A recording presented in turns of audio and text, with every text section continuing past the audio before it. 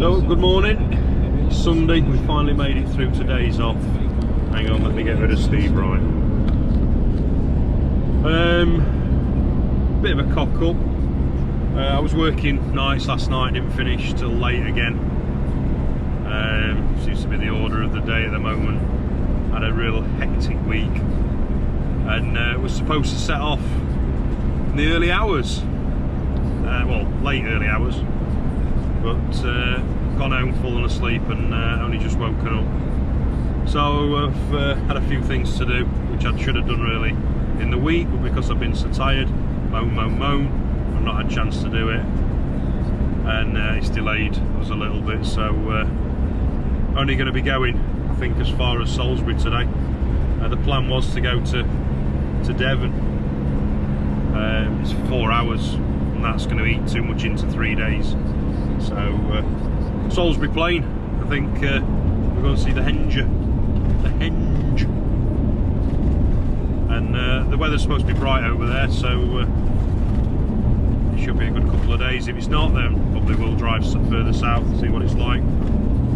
It's be nice to chill out, got some beers in, nice food, and just relax for 3 days, not be chasing my arse. Oh, there we are. This is the Bringlass Tunnels.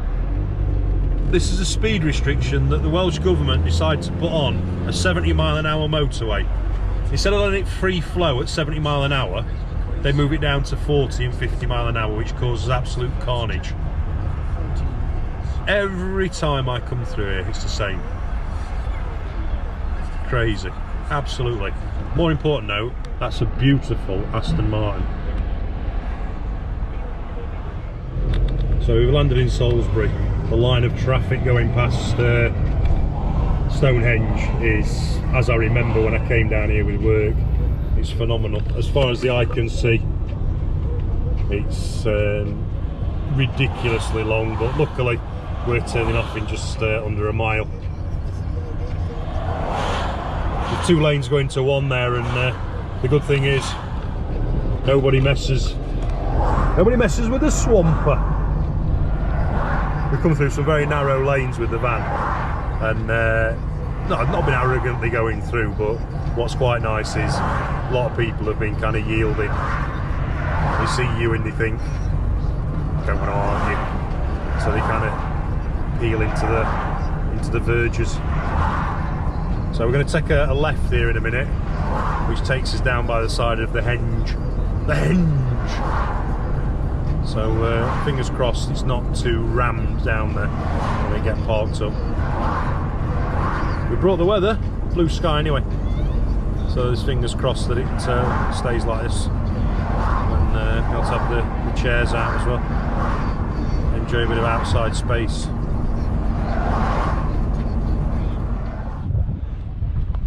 Right, made it to Stonehenge. It's very windy. I'm hoping this windsock does the business, but Chasing Shadows is parked there and Stonehenge is there. We're actually on the Stonehenge plain. The stone circle is literally 400 feet away. I think we're there for the night, to be honest. It's free. Pay your road tax, you can drive over this. There's nothing to stop you parking here.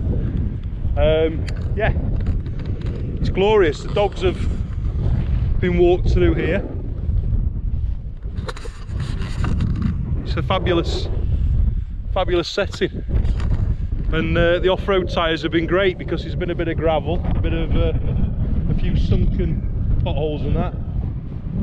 It's turned a few heads driving down.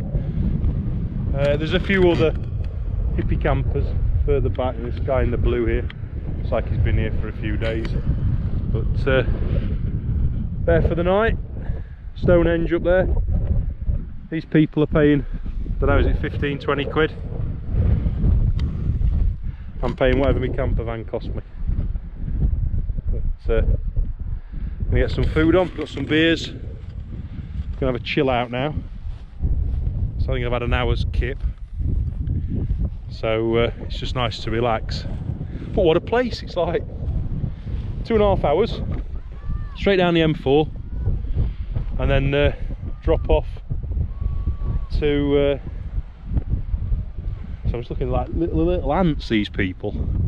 They're all like migrating.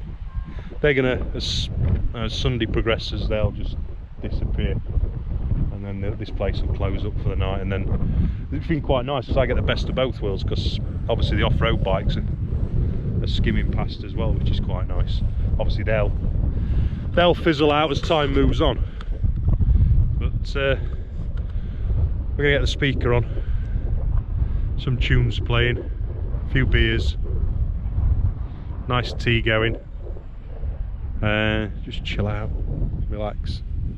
I don't know what the forecast is, to be honest. I think if it stays like this wind just drops, it'll be quite nice. I say whether we stay here tomorrow or whether we drive a bit further south, I don't know. Chasing Shadows Adventures, I love it. You can go anywhere, plot up, and that's your home for the night. No worry about hotels, no worry about cancellations or COVID.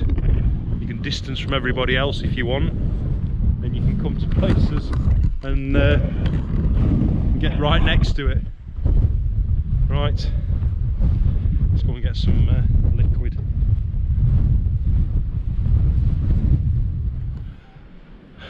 So out of the breeze now, get even closer, literally there. So I think it's nearer than 400 feet. I reckon I could pitch that with about an 8 iron. Fridge is full, cupboards are full, and it's a bit of a mess at the moment. Just needs to put a few things away in the cupboards. But gonna get the music on. Got a bit of competition with a guy up there. He's obviously into his hip hop, and he thinks everybody else is, so I need to crank up a bit of Max Bygraves or Val Doolican. Give him a bit of competition.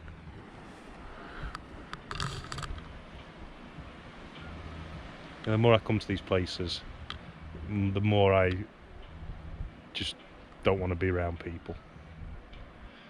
You know, there's probably nothing wrong with these people, but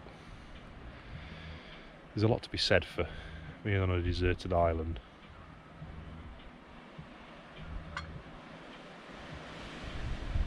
Anyway, they'll soon be going out. Fingers crossed. And they'll be left to the quiet moods around Stonehenge. And that'll be good. Beer time. Beer time. Beer time. Beer time.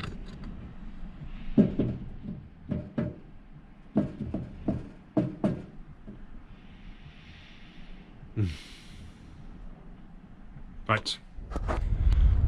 So there's my van. Chasing Shadows. And there's Stonehenge. I don't get my head around this because there's like tour buses coming from the Stonehenge visitor centre, and they come and park here. Yet this field is accessible, and there's a wire fence, and then you're 10 feet away from the stones, and you ain't got to pay to go in this field.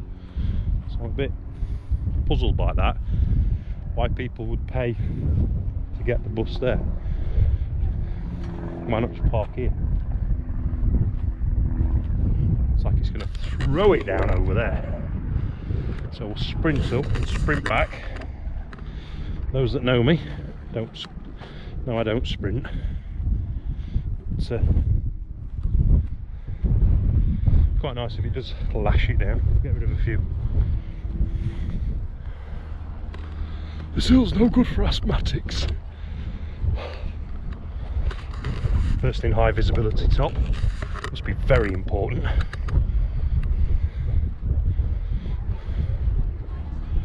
Wow, it is quite impressive. Oh, so here we are. So you do actually have a little track between you and the rocks. I think Steve McQueen could jump this. There's Stonehenge.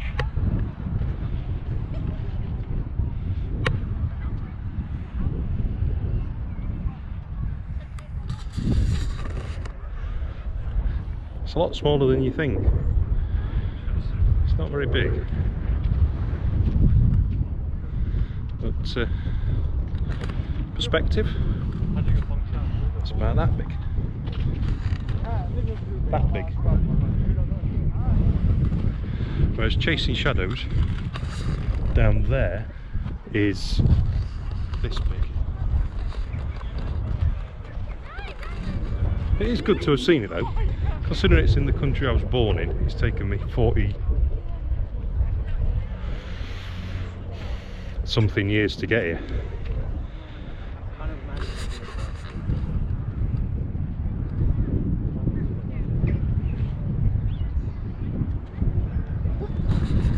It's just weird. Who did it? Why was it done here? Why here? And why like that? I don't know. It's attracting a lot of people. Might do one in the next field and try and undercut them a bit. Just go down a B&Q and get some water features. If they're charging 20 quid, I reckon I could knock it out for 15. Put Chasing Shadows on as a bus. Bring people that way. I think I've got an idea going there. Chasing Shadows, 15 quid, Charlie Dimmock water feature, wash. Retirement idea. I don't know what this thing is here. It's like a bunker.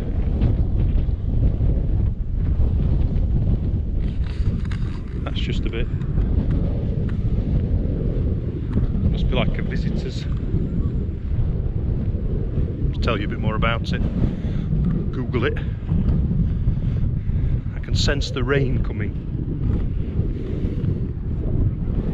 It's very dark over there.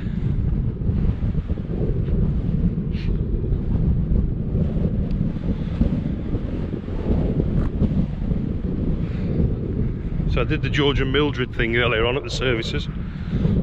Pulled in at Maygo and thought a Starbucks and a cookies or whatever, a cookie or cookies. Didn't. Got in the back of the van, stuck the kettle on, made a nice clean canteen of nice coffee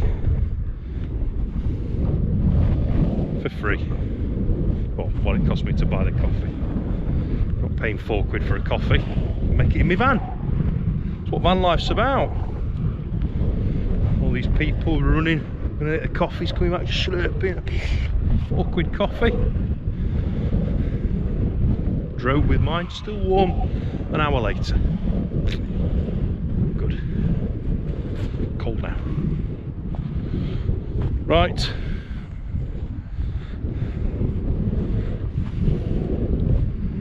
That's a right.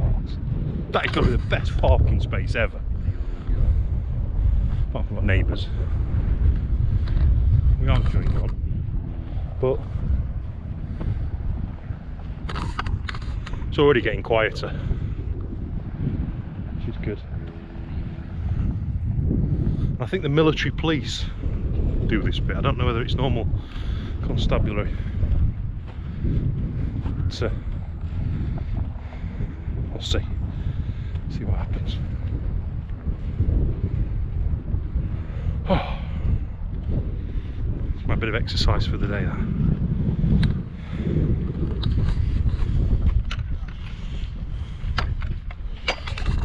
Even a gate's complicated on an hour's sleep. So, excuse me, mate. Sorry, Yes. Is this the way down there? Yeah. Yeah, you can go that way. Yeah, it takes you right up to the edge. Legend. Thank you very much. No worries. Thank you.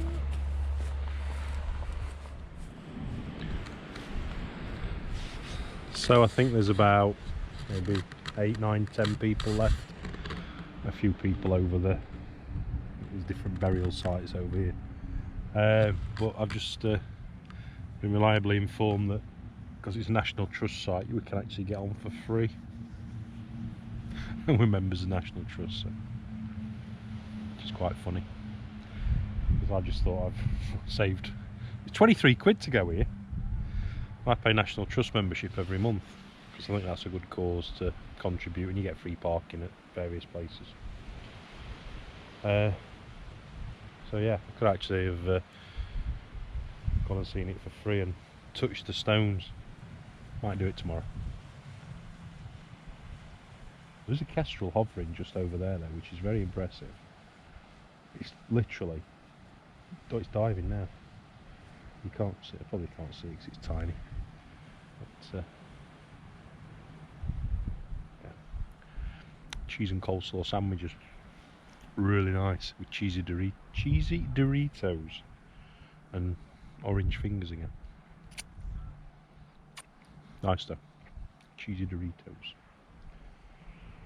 And a San Miguel. I'm partial to a San Miguel. Great bloke. Right, I'm gonna chill.